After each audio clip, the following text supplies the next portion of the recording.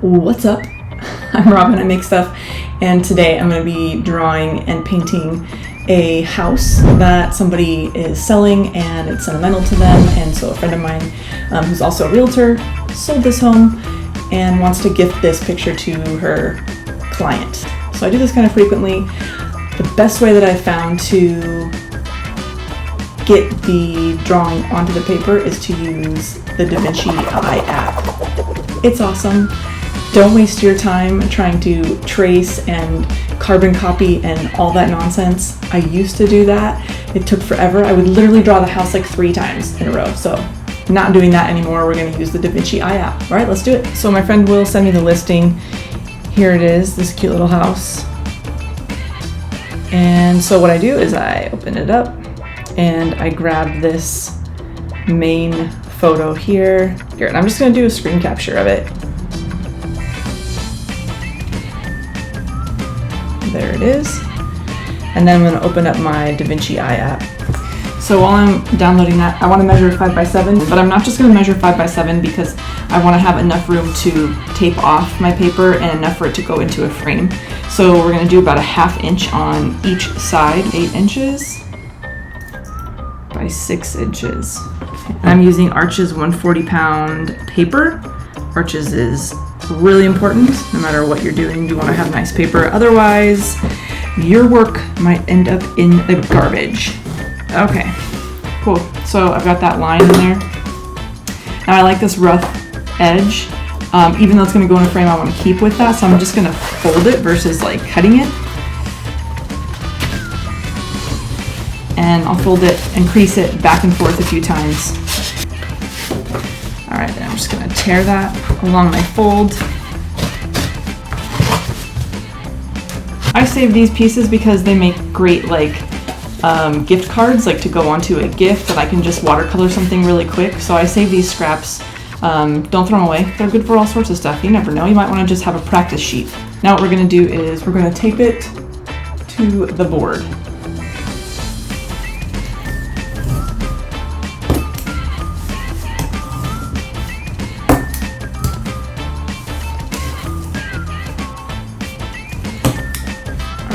So when you go into this app, it's super cool. You can kind of see this on here, and what this does is it allows me to zoom my picture in so that it fits on the paper where I want. It's going to be on a tripod, so then I can just trace it. Let's do that super fast speed.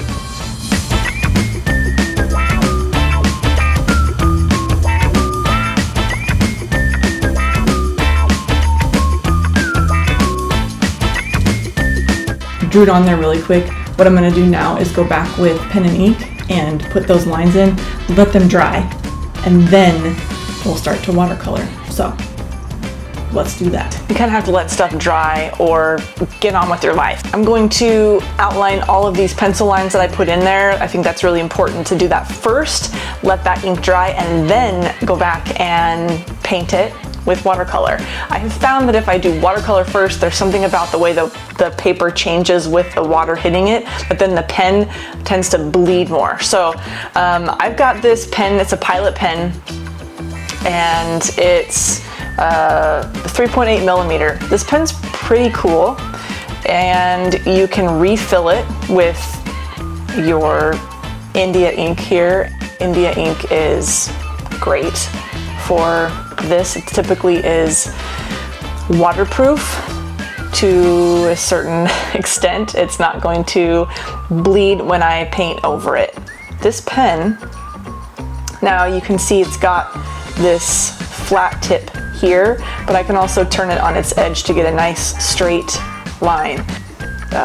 So I can do these, thick lines like this, or you can turn it on its edge and do thin lines like this. So we've got this pulled up here, and I kind of like a little bit of a sketchy line versus drawing every single thing in here. Corners, defining corners, and some of my watercolor will define all of that. Just enough here to define some of these edges, give it a little bit of an illustrative look.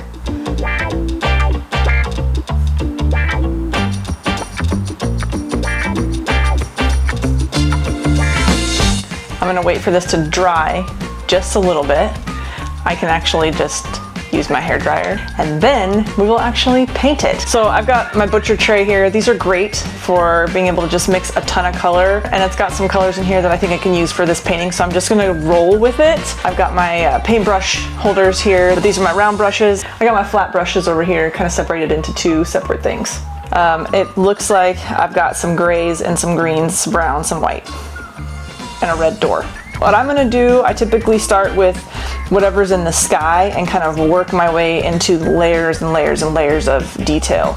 So I'm just gonna kind of like get some of this stuff wet in here, activate it so I can use it. I'm hitting up all my blues and then some of my greens and stuff right now. Getting started is the most nerve-wracking part of all of this, always. I think because this is all green, I'm gonna put that in here. It's not gonna affect my sky. Got a lot of like shadows and stuff in here from the tree cover up above. Got some of these white patches in there.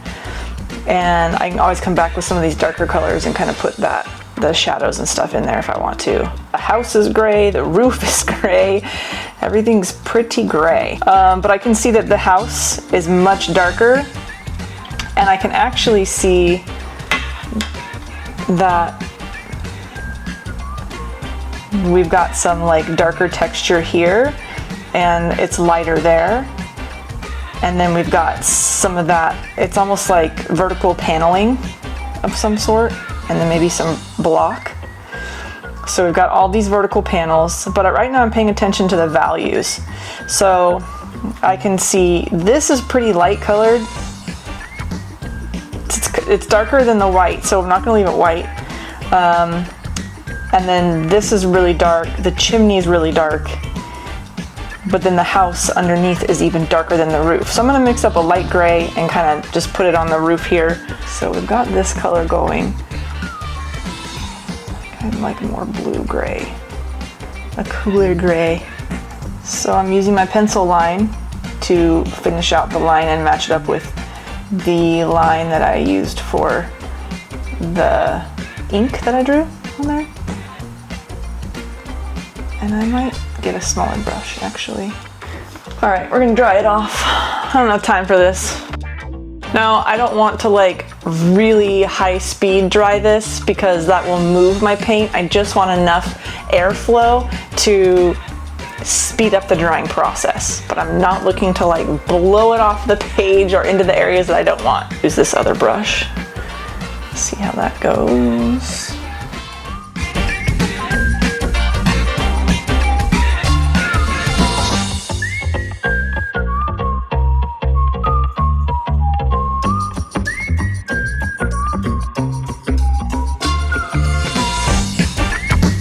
So for these panels, I'm gonna put color down first, and then I'm gonna go back with a darker color once it dries and kind of just pull some stripes in there. A lot of this you can come back and put darker layers, which tends to be kind of what I do. So get that base color in there, and then if you wanna come back later and put some darkness in, you totally can. Okay, boom, done.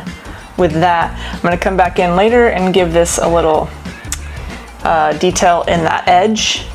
It's too wet right now, so we're not doing that. I'm basically done with this, but what I'm going to do now is I have these gel pens, and these are great for just putting back some small white details, like in the windows and some of those posts and things like that. I can go in there and kind of clean it up just a little bit to make those cleaner lines.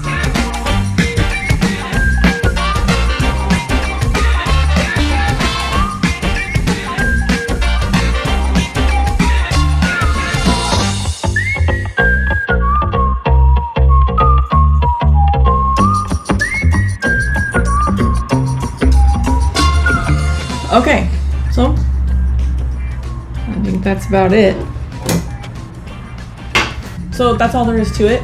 That's all there is to it. As I'm going through, I'm constantly thinking, can I do this differently? Do I like that? Do I want to remove that? Do I want to add more? Do I hate that color? Do I hate this whole thing? Sometimes I do. That's okay. That's what art is. It's a lot of trial and error until you feel like you kind of like it. Sometimes you kind of love it. Sometimes you kind of hate it. That's okay. Thanks for watching me paint this house. I can't wait to give it to my friend, and I hope that the owners love it. Like and subscribe to my channel, and I'll see you on the next thing that I make.